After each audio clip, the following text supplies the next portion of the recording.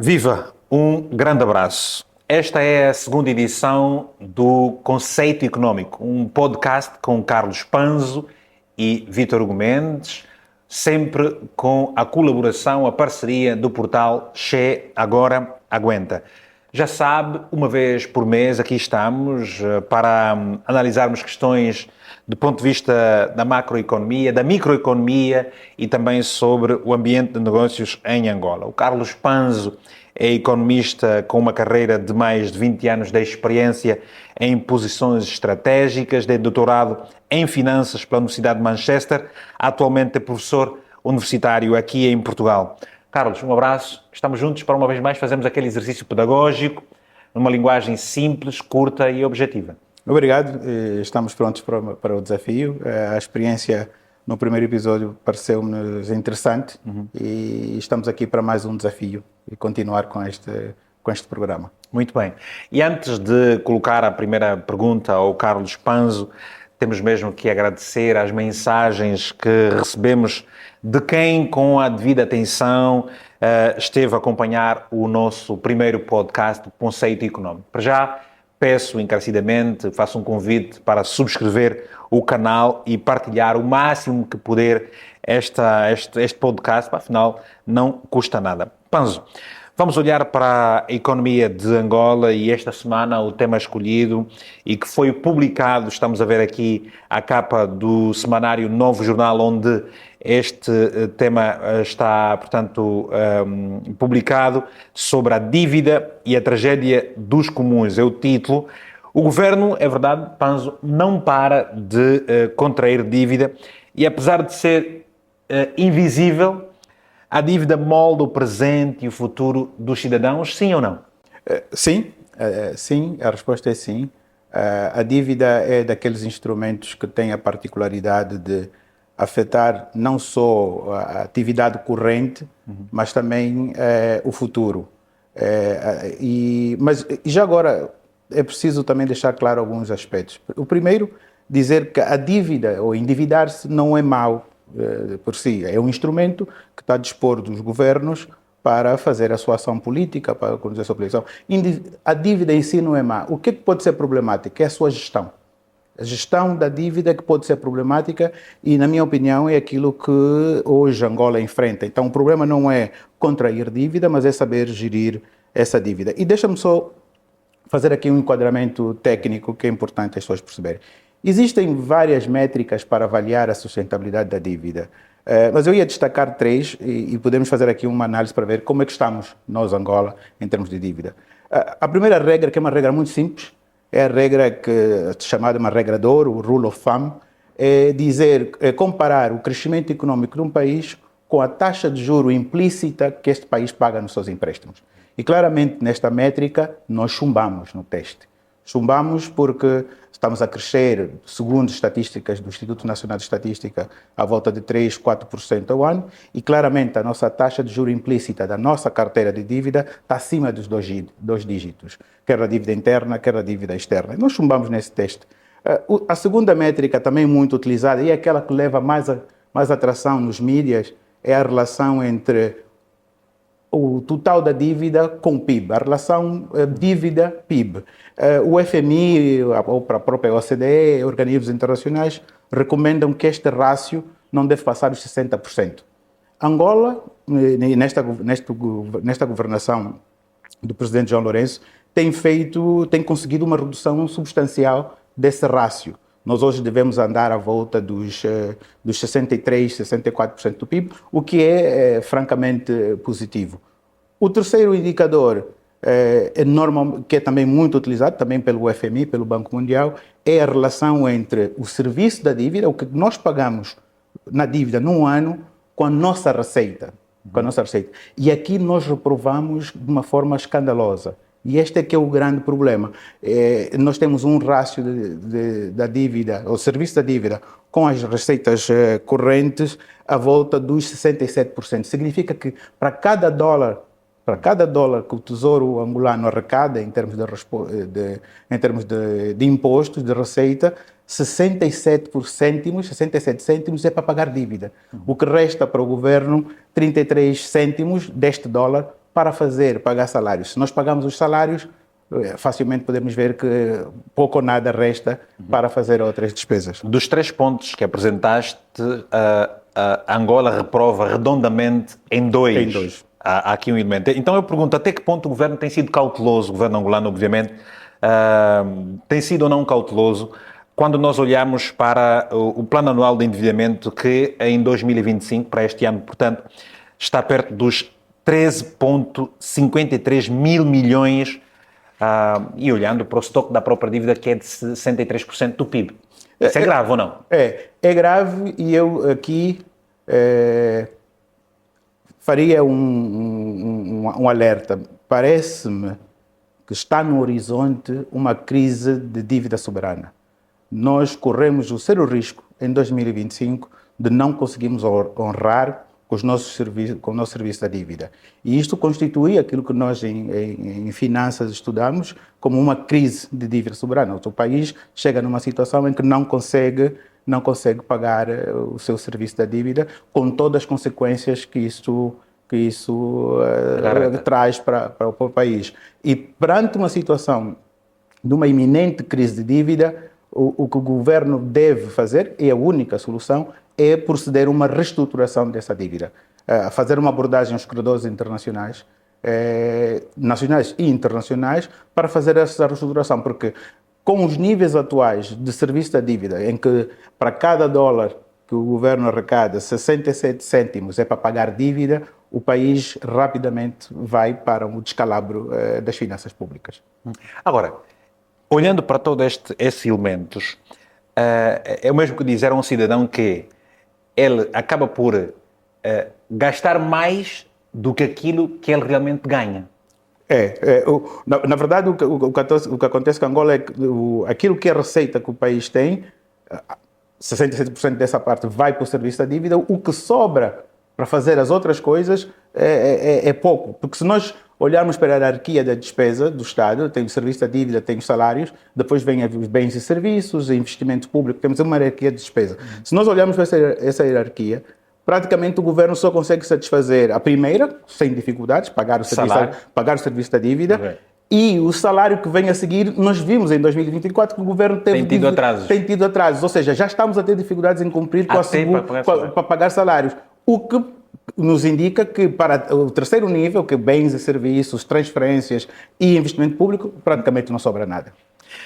Entre 2019, porque nós estamos aqui a fazer uma análise simples, muito clara e isenta, obviamente, de qualquer interesse político, é apenas para os cidadãos perceberem o que é que se passa em Angola, porque o que aqui é dito já está escrito, portanto, e é com base naqueles documentos que são públicos. Entre 2019 e 2022, a dívida angolana era de 72 mil milhões de dólares. Ora, nos últimos 2 anos, há uma redução de mais ou menos 10 mil milhões, o que podemos de certo modo enaltecer este exercício, mas que não deixa de ser de todo preocupante. Na verdade, a redução Angola tem feito e é de enaltecer, é um resultado muito positivo para as finanças públicas do país. Estamos a reduzir o rácio de endividamento, ou seja, naquele segundo indicador, aquele que nós passamos, e passamos muito bem. O que não está claro é se essa redução é acidental ou é fruto de uma estratégia. Acidental porque o PIB vai crescendo, como o PIB cresce, a relação também vai diminuindo, ou porque Angola não tem conseguido se endividar tanto quanto queria, por isso tem estado a reduzir. Mas a verdade o objetivo é essa redução da relação da dívida com o PIB é positiva e é de enaltecer. O problema é que está aqui, este indicador por si só não é suficiente para nos indicar falarmos sobre a sustentabilidade das finanças públicas. Deixa eu dar aqui 2 exemplos, e agora indo para o lado completamente oposto de um país que seria Angola. Vamos olhar, por exemplo, nos Estados Unidos. Esta mesma relação, que Angola hoje tem 62%, e 62% de relação, que os mercados internacionais recomendam 60%. Os Estados Unidos têm 99%, com 99% dos Estados Unidos. O Japão tem 215%, ou seja, diríamos nós que Angola está muito melhor que os Estados Unidos e muito melhor que o Japão. Mas o problema qual é? é a pressão que a dívida exerce sobre a tesouraria do país. É que Angola tem 62% ou 63% de relação, de rácio, mas a dívida é muito curta e nós temos que pagar os serviços da dívida num período de curto espaço muito pequeno, faz então essa pressão de que 67% da nossa despesa seja para pagar dívida, enquanto que os Estados Unidos têm uma maturidade Estados Unidos ou Japão ou outros países têm uma maturidade mais longa da sua dívida, com que faz que o seu serviço da dívida não passe aquilo que é recomendado a nível internacional, de que essa pressão sobre o orçamento anual não seja superior a 25% no máximo. Um quarto do orçamento não deve ser superior, não se deve pagar mais para o serviço da dívida. E nós, claramente, já estamos a pagar 3/4 do nosso orçamento a pagar serviço da dívida. E atenção que sobre isso há um juro, né? Exato. E é um juro. Não, e a verdade, o juro é consequência da nossa incapacidade. Maior for a nossa fraqueza em fazer o serviço da dívida, maior é o risco para quem nos empresta dinheiro, e havendo maior o risco, maior é o retorno que ele vai exigir na forma de taxas de juros mais altas. Agora, sabemos que a impunidade é um facto no universo político nacional. Como é que, de certo modo, a falta de fiscalização acaba por complicar ainda mais a nossa situação? Nós costumamos muitas vezes ouvir vários deputados da oposição dizerem que o governo não se submete à fiscalização, aquilo que neste livro que está aí atrás de ti chamam os elementos autocorretivos do próprio Estado. Ora, como é que quem não se submete a uma fiscalização, havendo esta impunidade na questão política, como é que tudo isso põe em causa a seriedade das nossas as contas públicas? Então, o que nós temos hoje, e falamos isso no primeiro episódio, tem a ver com os mecanismos de check and balance que nós temos no nosso sistema, seriam necessariamente o Parlamento, em primeira instância, e o Tribunal de Contas.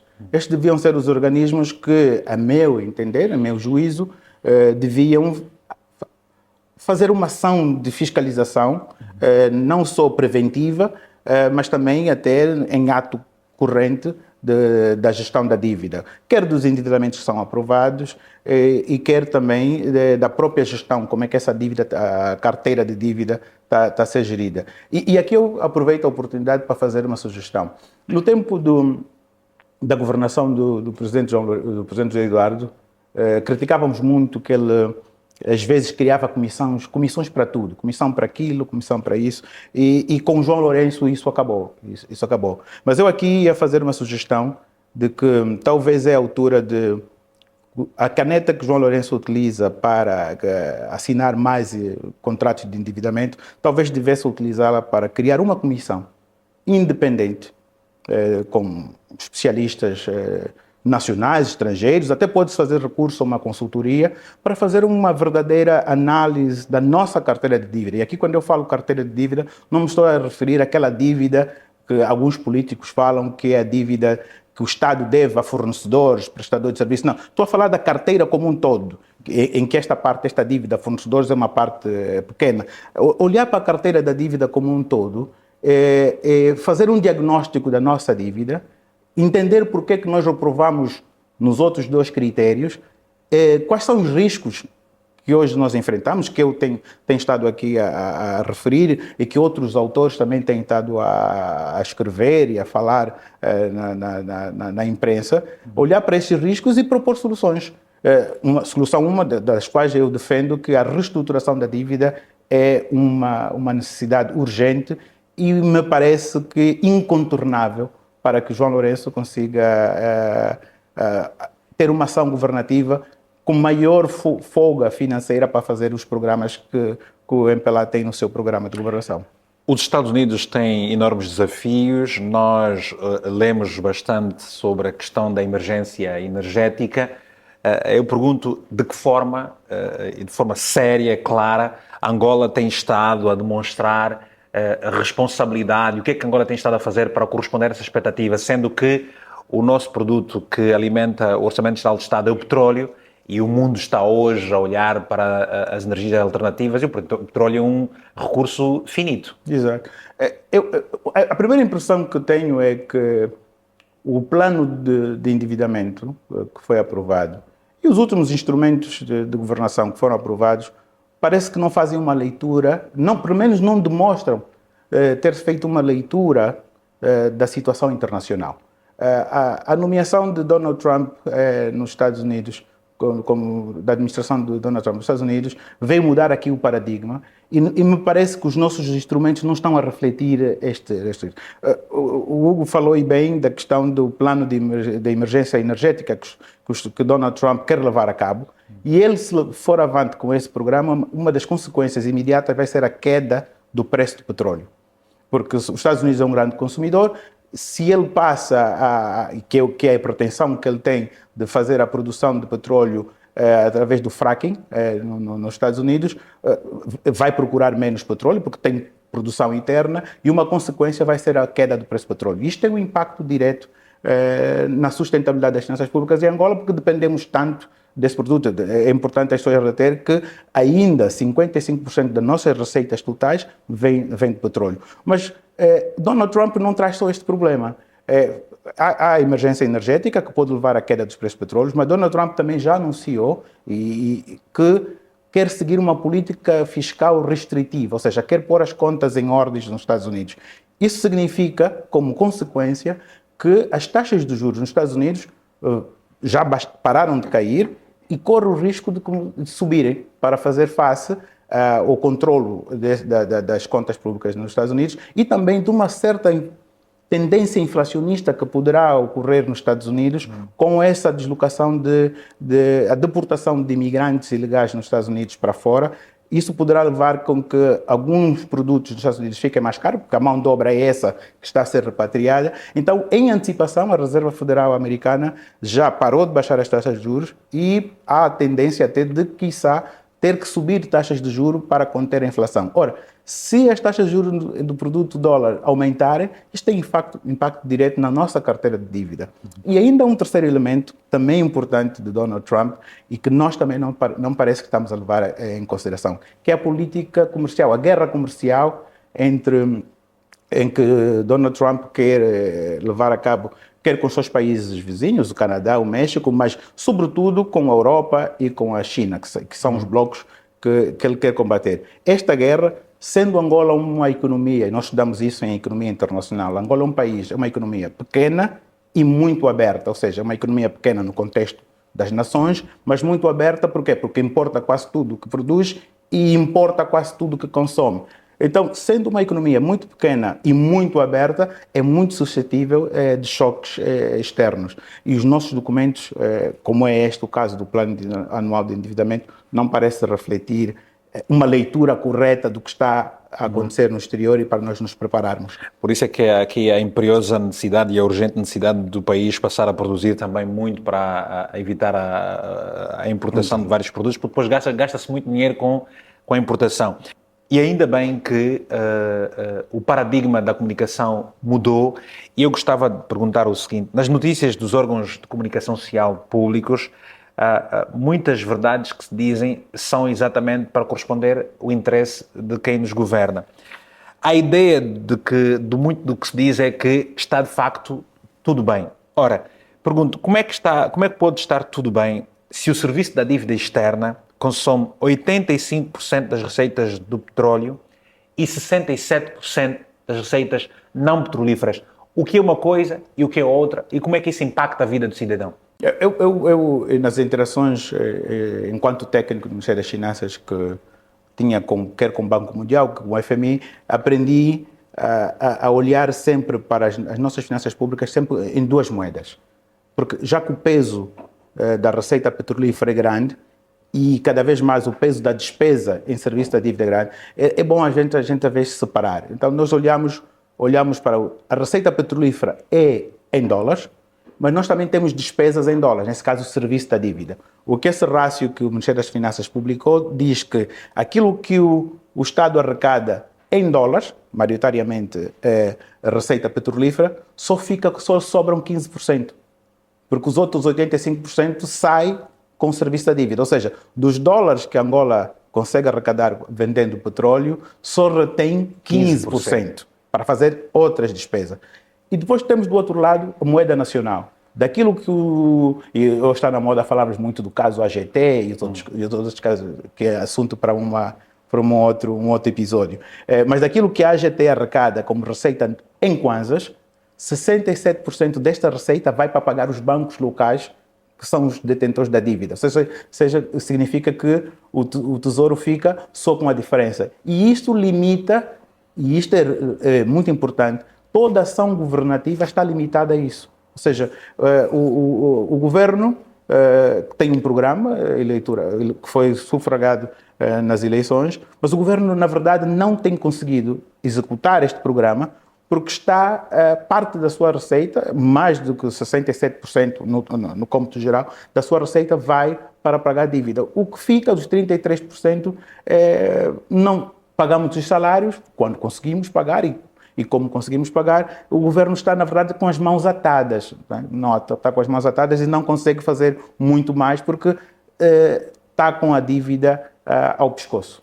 Ou seja, o governo angolano é um governo, literalmente, tem uma corda no seu pescoço. E ele próprio, a cada dia, vai apertando esta corda, né?